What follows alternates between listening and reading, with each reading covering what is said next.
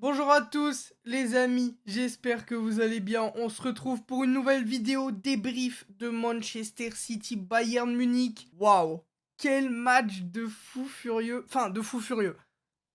Attention, c'est à prendre avec des pincettes puisqu'en soi le match n'était pas incroyable, hein. Il y avait pas des actions des 2 côtés de fou, ça partait dans tous les sens et tout. C'est pas dans le sens là, mais tactiquement on a eu une vraie bataille et cette bataille a été gagnée par Pep Guardiola, mesdames et messieurs, hein. Pep Guardiola qui a mis littéralement une leçon à Thomas Tuchel, sur ce match et Manchester City qui a mis une leçon au Bayern, tout simplement. Ça s'arrête là. C'est juste une leçon. Autant défensivement, c'était du très, très, très haut niveau. Et pour aller chercher cette équipe de Manchester City, il va falloir une très grande équipe. Parce qu'à l'heure actuelle, déloger ce Manchester City qu'on a vu ce soir, pour moi, il n'y a aucune équipe qui peut le faire, hormis peut-être le Real Madrid. Voilà, c'est la seule équipe qui, pour moi, peut tenter d'aller chercher ce Manchester City qu'on a vu au match aller face au Bayern de Munich. Je le rappelle, victoire 3-0 de Manchester City en quart de finale de Ligue des Champions face au Bayern de Munich. Quand même, 3-0, c'est quand même un sale score, les gars. On va parler de tout ça. Tactiquement, il y a une vraie bataille. On va parler tactique, on va parler foot, on va parler de ce match. Alors on va parler du 11 des deux équipes. Pep Guardiola qui ne fait pas jouer Riyad Mahrez. On sait que Mahrez était en grande forme en ce moment. On sait qu'en Ligue des Champions, c'est un très très grand joueur et qui brille en Ligue des Champions. Il ne le fait pas jouer, voilà, c'est du Pep. Sinon, bah, c'était la défense habituelle, hein. Tout le monde était là, sauf Riyad Mahrez. Il a préféré mettre Bernardo Silva. Et en vrai, Bernardo Silva, quoi. Ai-je besoin d'exprimer plus sur ce joueur de fou furieux? Les gars, Bernardo Silva, c'est juste la définition même du foot, en fait. C'est tout. C'est tout. Ce mec est trop fort, juste. Il est trop fort, ce type. Il est trop fort. Et de l'autre côté du Bayern Munich, on a une composition un peu étrange de la part de Thomas Tuchel, pardon. On n'a pas Joao Cancelo, on n'a pas Mané, on n'a pas Choupo-Moting. C'est quand même des choix très très forts pour Thomas Tuchel, hein, dans ce 11 du Bayern Munich. Déjà jouer sans neuf, sans pur numéro 9 capable de jouer hors mise et tout, on l'a vu, c'était Niabri, c'était une catastrophe à ce poste, hein. Il était invisible littéralement, il a pas joué. Côté droit, c'était Pavard à la place de Joao Cancelo, pareil, on comprend pas trop pourquoi.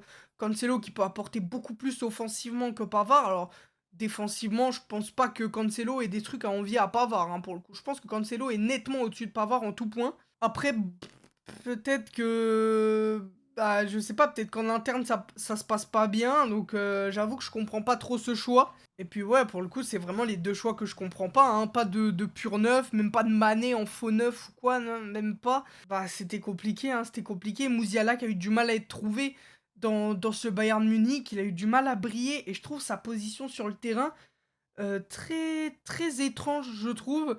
En fait, il fait les retours défensifs, mais il est placé un peu comme un 9, comme un 9 et demi. C'est assez étrange, je trouve, son positionnement. Et ses déplacements, en fait, je trouve qu'ils sont assez bizarres. On le trouve pas assez, je trouve, Jamal Musiala. Alors, est-ce qu'il faudrait le mettre sur un côté? Peut-être, parce qu'on sait que c'est un mec qui peut faire des différences énormes. Mais en numéro 10, bah, on n'arrive pas à le trouver en fait. Ses déplacements sont un peu étranges. Alors est-ce que c'est dû à lui ou à la tactique de Thomas Tuchel? Ça, je sais pas. Mais en tout cas, il y a une question qui se pose, c'est que contre le PSG, on l'a pas grandement vu, Jamal Musiala.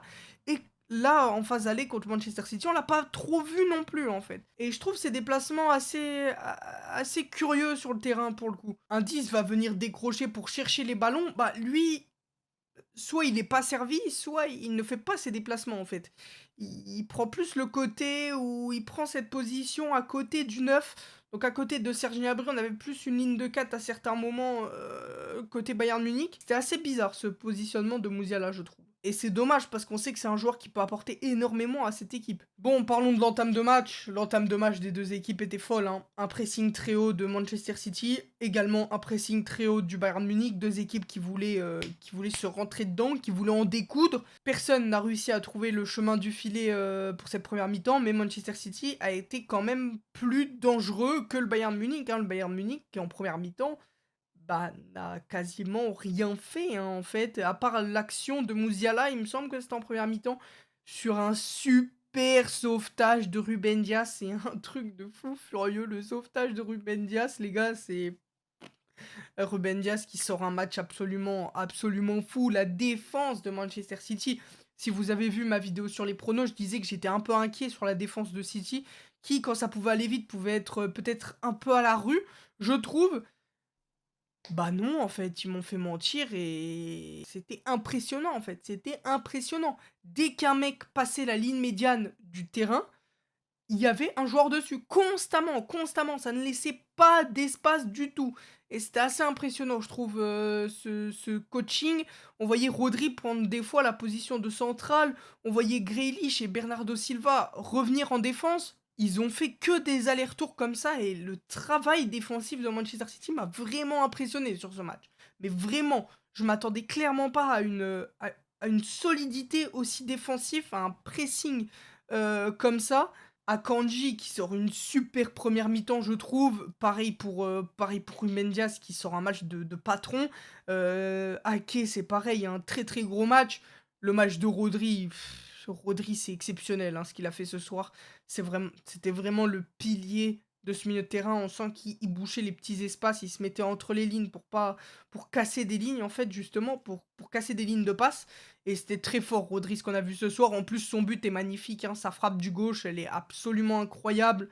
Il n'y a rien à dire. Sur le match de Rodri, c'était un 10 sur 10. Pour le coup, c'était vraiment la perfection. Je pense même que c'est l'homme du match de Manchester City ce soir. Pareil, je trouve un très gros match de Ilkay Gundogan. Hein, il est partout, il est au milieu de terrain, il est à la création, il est, il est partout, Ilkay Gundogan. C'est très fort ce qu'il fait. Kevin De Bruyne, voilà, on sent qu'à des moments, il pouvait avoir des fulgurances. Jack Grealish qui sort un très bon match aussi. Bernardo Silva, j'en parle pas. Erling Haaland, qu'on sentait un peu plus dans le jeu. On le sentait un peu plus décroché, on le sentait un peu plus pivot, on le sentait plus intégré dans le jeu de City, c'était mieux. Pourtant, il touche pas énormément de ballons, mais je sais pas, à certains moments, on sentait qu'il sentait le jeu, voilà. Et puis bah, c'est magnifique en fait. Sur le deuxième but de Manchester City, le but de Bernardo Silva, c'est tout simplement sublime. Hein. Il y a une erreur d'Upamecano, on va revenir après sur les individualités du Bayern Munich, mais il y a cette talonnade de Jack Grealish pour Erling Haaland qui vient déposer un ballon littéralement sur la tête de Bernardo Silva. Il lui met une galette. C'est exceptionnel le ballon que dépose Haaland. Et ce mec a une qualité de pied. Hein. C'est indéniable, même à la passe, même au centre. Il est très fort. Et puis sur le troisième but, il a la finition. Voilà, qui vient conclure un match. Un match encore une fois suffisant en fait pour Erling Haaland. Suffisant.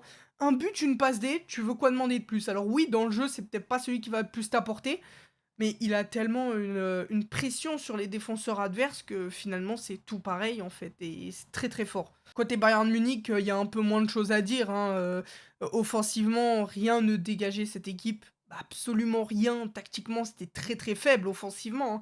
Tactiquement, à partir de la 30e jusqu'à la dernière minute, surtout en deuxième mi-temps, j'ai trouvé rien ne dégager cette équipe. Ce Bayern-là ne dégageait rien. Le Bayern de Nagelsmann dégageait quelque chose. Je suis désolé. Alors oui, ils n'ont pas eu le même temps. Nagelsmann, qui on le rappelle, s'est fait virer hein, par les dirigeants du Bayern Munich pour recruter Thomas Tuchel. Alors que Nagelsmann était en Ligue des Champions, c'était le meilleur bilan en fait. C'était exceptionnel ce qu'il nous proposait et il y avait une vraie identité de jeu. Défensivement, c'était très fort le Bayern de Nagelsmann. Offensivement, ça pouvait avoir quelques carences à certains moments, mais là en fait, défensivement, tu prends l'eau et offensivement, tu ne crées rien.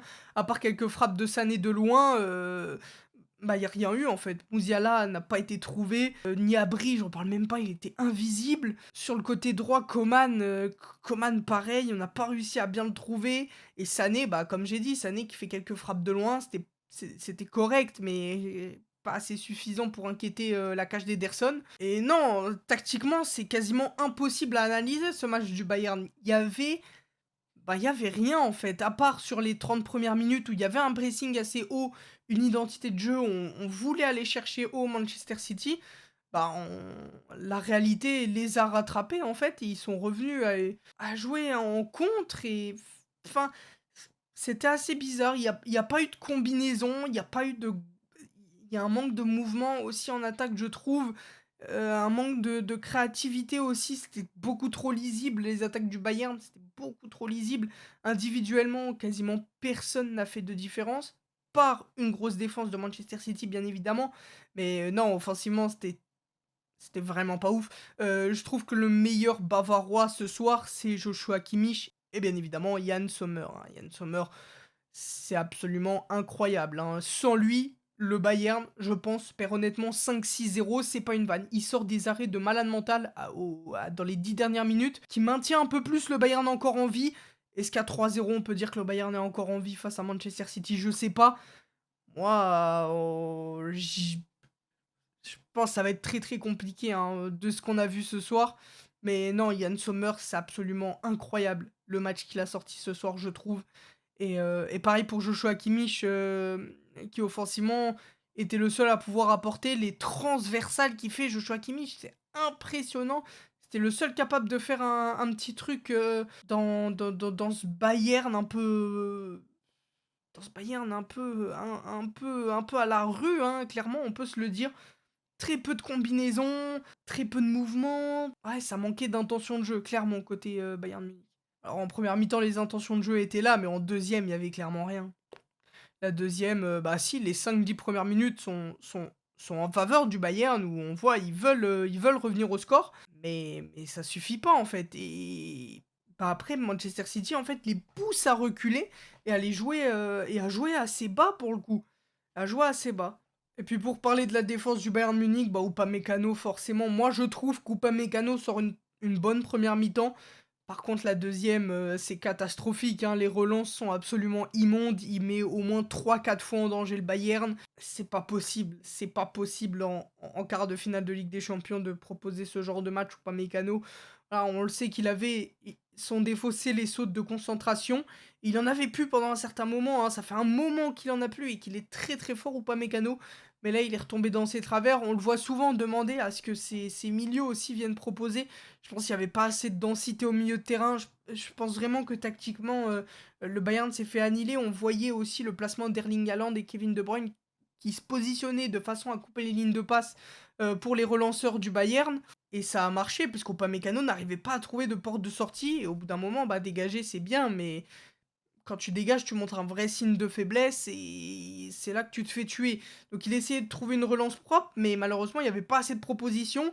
City qui contrait hyper bien les relances du Bayern aussi, avec un positionnement très, très précis en coupant les lignes de passe, et c'était très très fort, hein. Tactiquement, ce qu'on a vu ce soir de Manchester City, je pense que c'est le meilleur City de la saison, et un des meilleurs City pour l'instant qu'on ait vu. Après, c'est Manchester City.